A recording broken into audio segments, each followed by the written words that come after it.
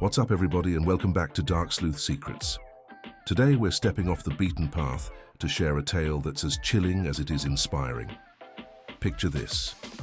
A young Iñupiat woman named Ada Blackjack venturing into the unknown of the treacherous Arctic, not for glory but for sheer survival. In 1921 she joined an expedition that promised a fresh start but found herself in a desperate battle against the unforgiving Arctic environment. Stranded on Wrangel Island with nothing but her wit and willpower, she became the hero of her own remarkable story. So kick back and get ready for an inspirational journey of courage and survival with the heroine of the Arctic, Ada Blackjack. Let's dive in. Born in 1898, Ada Blackjack hailed from a small settlement near Nome, the famed gold rush town in Solomon, Alaska. She was part of the Iñupiat, a native Alaskan people celebrated for their resilience and profound bond with the harsh Arctic environment. Iñupiat means real or genuine people, terms that reflect their identity and deep connection to their culture and the northern lands they have inhabited for generations. Ada's life in Solomon would have ordinarily followed traditional Iñupiat ways, reliant on fishing and hunting for sustenance. However, unforeseen events would dramatically alter her path. Family was paramount to Ada. She married Jack Blackjack, and together they had 3 children. Tragically, 2 of their children died young, a sorrowful reality in an era of high childhood mortality rates, compounded by the limited access to medical care and the remote, harsh conditions they endured. Ada's hardships would also deepen when her marriage fell apart, leaving her to fend for herself and her surviving 5-year-old son, Bennett. To provide for Bennett, who was suffering from tuberculosis and needed medical care, Ada took on various odd jobs, including sewing, a skill she had learned at a mission school. These institutions, established in Alaska by Christian missionaries, aimed to educate indigenous children like those of the Iñupiat. However, their purpose extended beyond conventional education. They often sought to assimilate native populations into Western ways of life. Despite the controversial impact of such education, the sewing skills Ada acquired proved to be a valuable asset, particularly during her daunting isolation on Wrangel Island. With a heavy heart but clear resolve, Ada made the difficult decision to place Bennett in an orphanage. This was not an abandonment of her duty as a mother, but a strategic pause, a calculated choice to secure a financial foundation and hope for Bennett's health and their future together. This leads us to the next part of our story. In 1921, Vilhjálmur Stefansson, an Icelandic-American explorer, organized a mission to claim the desolate Wrangel Island, an island north of Siberia, for the British Empire. His vision was grand. He imagined the Arctic island could support human settlement and serve as a valuable base for scientific study and Arctic exploration. The expedition's crew was a carefully selected quartet of young men, each chosen for their unique skills. Alan Crawford, at 20 years old, assumed the role of surveyor and cartographer, tasked with mapping Wrangel Island's unforgiving terrain and designated as the group's leader. Lorne Knight, aged 28, was the hunter, charged with securing food from the local wildlife they anticipated would sustain them. Milton Galley, the youngest at 19, served as the taxidermist, preserving specimens for scientific study and assisting with daily survival tasks. Fred Mora, also 28, had previously survived the harsh conditions of Wrangel Island on a prior mission and returned as the expedition's seasoned engineer and handyman, bringing invaluable experience. The organizer of the venture, Vilhjálmur Stefansson, chose not to accompany the team to the island. A polar veteran with a history of controversial Arctic expeditions, Stefansson stayed behind, assuming the role of promoter and financier, securing funds and drumming up public support. Despite the loss and criticism marring his previous Arctic endeavors, his ambition was undiminished.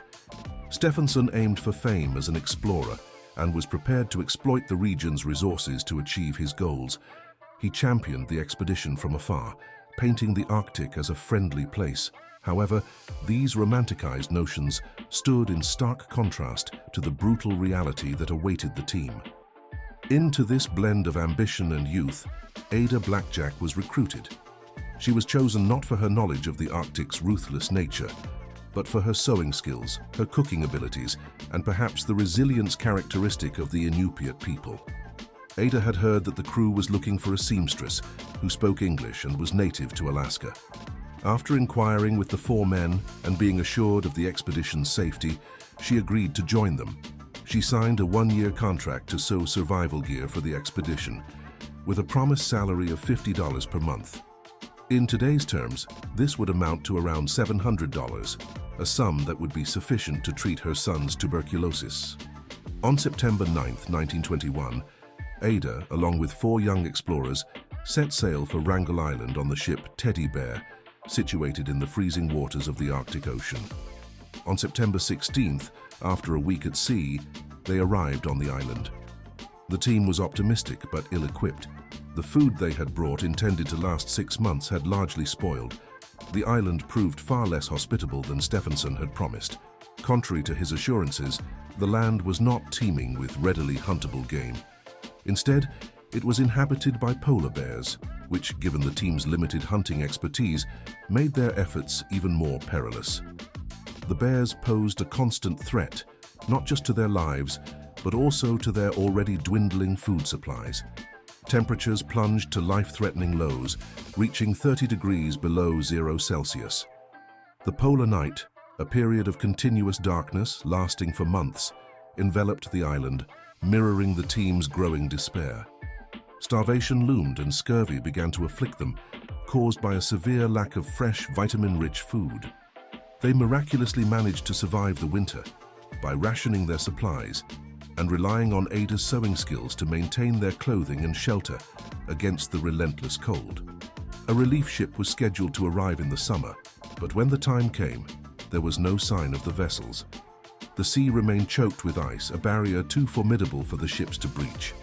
They had to continue to rely on their own resourcefulness and hope that the ice would relent and rescue them before the Arctic winter returned once more. As the months passed, the situation grew increasingly dire. With another winter approaching, the local wildlife that the team had relied upon for food began to disappear, and their supplies dwindled perilously low. It was clear they would not have enough to last through the winter. They were effectively starving. Realizing their dire situation, Crawford, Galle, and Mora made the fateful decision to leave the camp.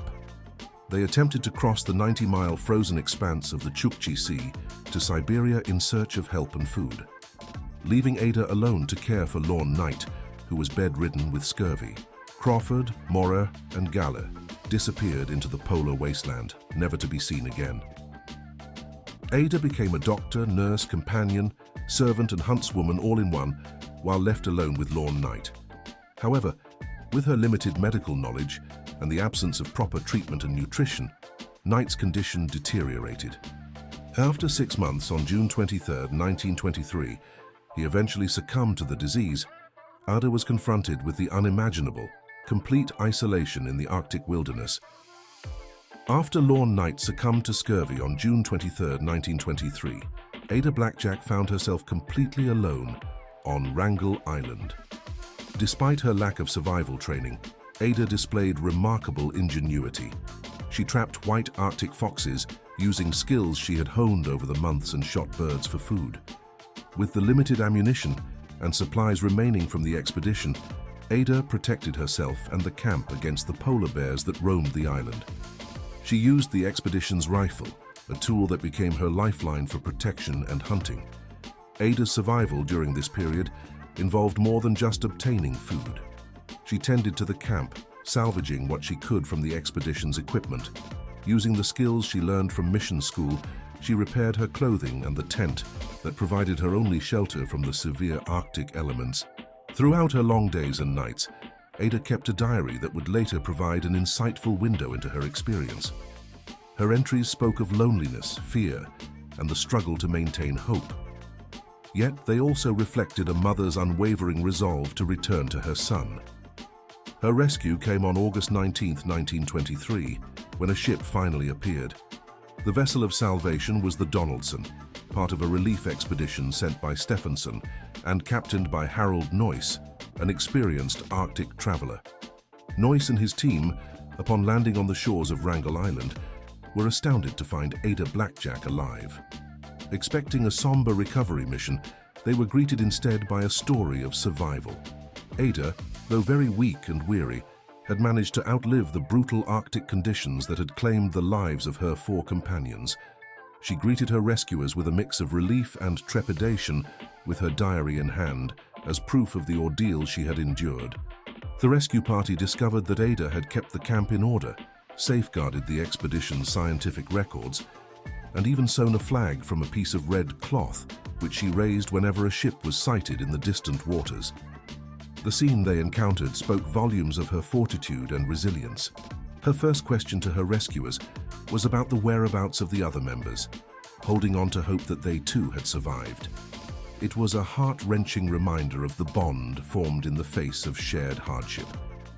The date was August 20th, 1923, nearly 2 years after the expedition had set foot on the island, marking the end of Ada's incredible fight for survival. Upon Ada Blackjack's return from Wrangel Island, her story began to garner attention from the media, fascinated by the tale of a lone woman surviving in the Arctic, and labeled her the real-life female Robinson Crusoe. However, the attention was unwelcome. She yearned only for a quiet life with her son, largely ignoring the articles written about her exploits.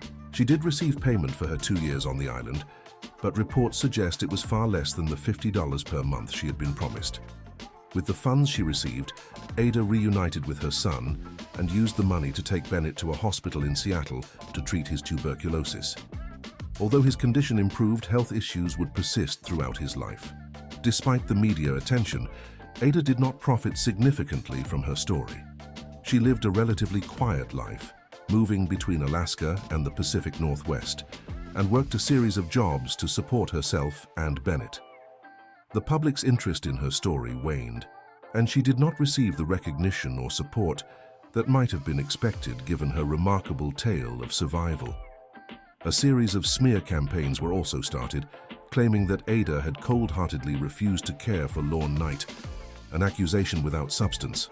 It wasn't until later in life that her contributions to Arctic exploration were more fully recognized.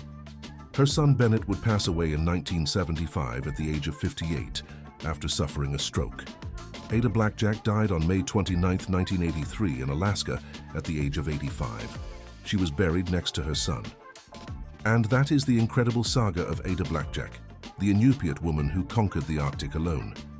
Her story of survival is a testament to the human spirit's capacity to endure against the odds. What do you think was the key to Ada's resilience? Share your thoughts in the comments below. And if you enjoyed recounting this story, make sure to hit that subscribe button and turn on notifications so you won't miss out on our next video. Until next time, stay curious and keep sleuthing.